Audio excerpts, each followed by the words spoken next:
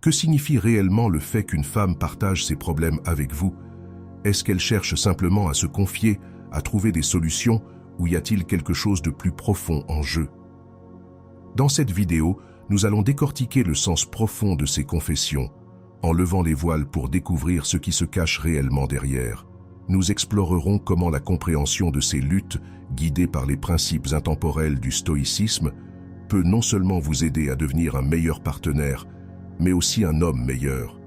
Il ne s'agit pas seulement de relations, mais de développer votre intelligence émotionnelle, de renforcer vos connexions et de pratiquer l'art de la présence.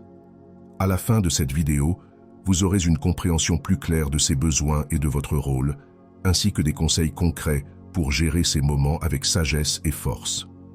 Plongeons dans le sujet. 1. Elle vous fait suffisamment confiance pour être vulnérable.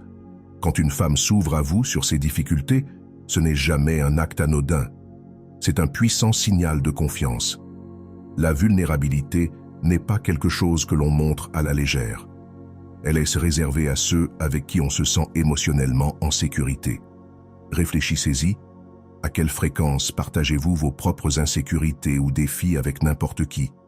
Cela demande du courage et une profonde conviction que la personne en face de vous ne s'en servira pas contre vous ou ne minimisera pas vos émotions. Lorsqu'elle choisit de partager ses pensées les plus intimes avec vous, elle vous dit en substance « Je te fais confiance avec cette partie de moi que je ne montre pas au reste du monde. » Votre rôle n'est pas de sauter immédiatement pour résoudre ses problèmes, de rejeter ses émotions ou de vous laisser submerger par elles. Votre rôle est d'être une présence calme et stable sur laquelle elle peut s'appuyer, un rocher au milieu de la tempête. Imaginez la scène. Elle a passé une journée difficile. Peut-être que son patron a critiqué son travail de manière injuste ou qu'elle se sent sous-estimée par son équipe. Elle rentre à la maison, s'assoit et commence à partager ce qui pèse sur son cœur. À ce moment-là, vous avez un choix. Vous pouvez faire ce que beaucoup font instinctivement. Interrompre avec des conseils comme « Tu devrais simplement démissionner » ou dire quelque chose de désinvolte comme « Ce n'est pas si grave ». Ou alors, vous pouvez choisir une approche différente, ancrée dans les principes stoïciens et l'intelligence émotionnelle. À la place, vous prenez une profonde inspiration, établissez un contact visuel et dites « Je suis là pour toi ». Ça a l'air incroyablement frustrant. Dis-m'en plus. Pas de conseils, pas de jugement, juste de l'écoute. Cette réponse simple accomplit quelque chose d'extraordinaire. Elle montre que vous accordez de la valeur à ses sentiments et que vous êtes prêt à partager, ne serait-ce qu'un instant, le poids émotionnel qu'elle porte. Dans ce contexte, être tolérant signifie lui offrir l'espace nécessaire pour s'exprimer sans jugement ni interruption. Être strict avec soi-même signifie résister à l'envie de résoudre immédiatement son problème ou de rejeter ses émotions. Au lieu de cela, vous pratiquez la discipline en restant présent et attentif, même lorsque la tentation de décrocher ou de répondre avec une solution rapide est forte. Ces moments de vulnérabilité sont des cadeaux, des opportunités d'approfondir la confiance et la connexion entre vous. Ce ne sont pas de simples séances de défoulement, ce sont des invitations à vous élever et à être le partenaire dont elle a besoin. Soin. 2. Elle met à l'épreuve la profondeur de votre caractère.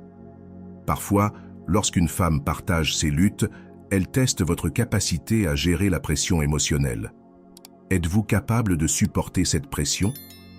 Pouvez-vous naviguer dans la complexité? Pouvez-vous rester stable face aux tempêtes de la vie? Ces moments ne sont pas de simples conversations, ce sont des fenêtres sur votre caractère. Elles ne recherchent pas la perfection, mais la présence. Et la façon dont vous répondez en dit long sur qui vous êtes et sur le fait que vous soyez ou non quelqu'un sur qui elle peut réellement compter. Les stoïciens comprenaient l'importance profonde du calme face aux défis. Sénèque disait « Le meilleur remède contre la colère est le délai ». Que signifie cela pour vous? Lorsque qu'elle aborde un sujet sensible, surtout chargé en émotions, il est naturel de ressentir l'envie de réagir instantanément. Peut-être vous sentez-vous sur la défensive, confus ou même dépassé. Mais la clé ici est de faire une pause de résister à cette réaction instinctive.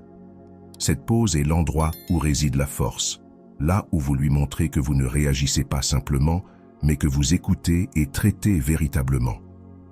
Imaginez qu'elle vous parle d'une erreur qu'elle a commise dans le passé, quelque chose dont elle a honte. C'est brut, vulnérable, et il lui a fallu du courage pour en parler. Si vous répondez de manière désinvolte, par exemple, « Pourquoi tu me racontes ça ?»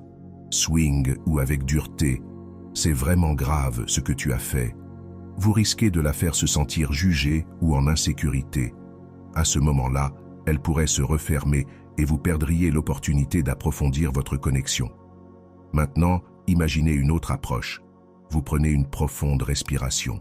Vous vous rapprochez, pas seulement physiquement mais émotionnellement. Vous l'écoutez sans l'interrompre. Lorsqu'elle termine, vous dites « Cela semble avoir été vraiment difficile pour toi. Merci de me faire assez confiance pour me le raconter. » Ou encore « Comment te sens-tu à ce sujet maintenant ? Cela t'a beaucoup préoccupé ces derniers temps. » Avec seulement quelques mots, vous créez un espace sûr où elle se sent entendue, respectée et valorisée. 3. Elle veut se sentir écoutée. Imaginez ceci. Elle rentre à la maison après une longue journée et commence à parler d'une expérience frustrante au travail. Votre instinct pourrait être de sauter sur l'occasion pour offrir des solutions, n'est-ce pas? Au lieu de cela, faites une pause. Posez votre téléphone, éteignez la télé et écoutez simplement. Faites-lui un contact visuel. Ce simple geste montre qu'elle a toute votre attention.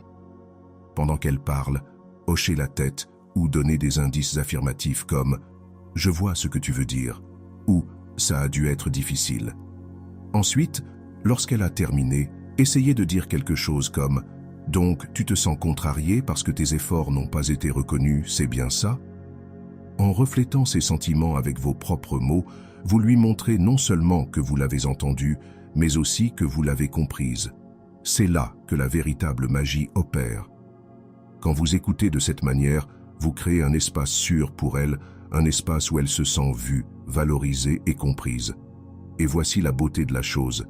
Lorsqu'elle se sent écoutée, elle est plus susceptible de s'ouvrir davantage, de vous faire confiance et de partager encore plus d'elle-même avec vous.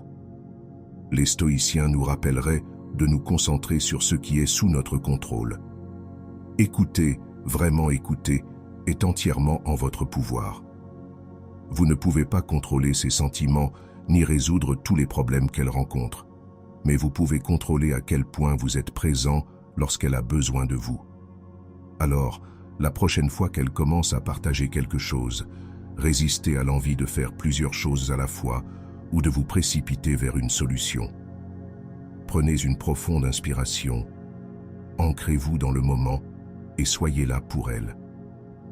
Parce qu'être écouté n'est pas qu'un simple geste gentil, c'est une manière de lui montrer qu'elle compte réellement pour vous. 4. Elle vous montre indirectement ce qui compte pour elle. Avez-vous déjà remarqué à quel point elle révèle des choses sur elle-même dans les petites conversations quotidiennes?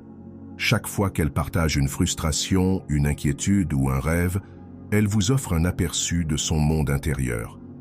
Que ce soit un conflit au travail, du stress lié à une amie ou des préoccupations sur l'avenir, ces moments ne sont pas de simples plaintes aléatoires. Ce sont des reflets de ce qu'elle valorise et priorise dans la vie. Supposons qu'elle se plaigne d'un projet difficile au travail. Derrière cette situation, il ne s'agit peut-être pas seulement du travail en lui-même. Cela peut signifier qu'elle accorde de l'importance à l'ambition, à la croissance personnelle ou même à la stabilité que lui procure sa carrière. Si elle est contrariée par une amie qui l'a déçue, cela pourrait indiquer à quel point la loyauté et la confiance sont essentielles pour elle dans ses relations. Ces moments ne sont pas uniquement des problèmes à résoudre, mais des fenêtres sur ce qui la fait vibrer. C'est ici qu'un peu de stoïcisme peut nous aider à mieux comprendre. Marcus Aurelius a écrit « L'âme prend la couleur de ses pensées. Ses préoccupations et ses joies sont comme des coups de pinceau peignant une image de ce qui compte le plus pour elle. » Votre rôle n'est pas de juger ou de minimiser ses préoccupations, mais d'observer et d'apprendre. Demandez-vous, ces valeurs résonnent-elles avec les miennes? Sommes-nous alignés sur ce qui nous importe profondément? Comprendre ce qui lui importe profondément vous aide également à devenir un meilleur partenaire. Si elle est stressée par des problèmes familiaux, vous pouvez lui montrer que vous êtes attentif en prenant des nouvelles de sa famille ou en lui offrant votre soutien dans les moments difficiles. Si sa carrière est une grande priorité, l'encourager ou célébrer ses réussites pourrait avoir une immense valeur à ses yeux. Ces petites actions parlent souvent plus fort que les grands gestes, car elles montrent que vous voyez et respectez réellement ses priorités. Souvenez-vous, les relations s'épanouissent non pas parce que nous sommes toujours d'accord sur tout, mais parce que nous prenons le temps de vraiment nous connaître. En prêtant attention à ce qu'elle vous dit indirectement, vous n'apprenez pas seulement à mieux la comprendre, mais vous construisez un lien fondé sur une compréhension et un respect mutuel. J'espère que ce message t'a été utile. Si tu as aimé la vidéo, je te serai reconnaissant de laisser un j'aime et de t'abonner. Si tu te retrouves sans mots, écris simplement « Merci » pour montrer que tu fais partie de la minorité qui a suivi la vidéo jusqu'à la fin. Merci beaucoup pour ton attention et à la prochaine.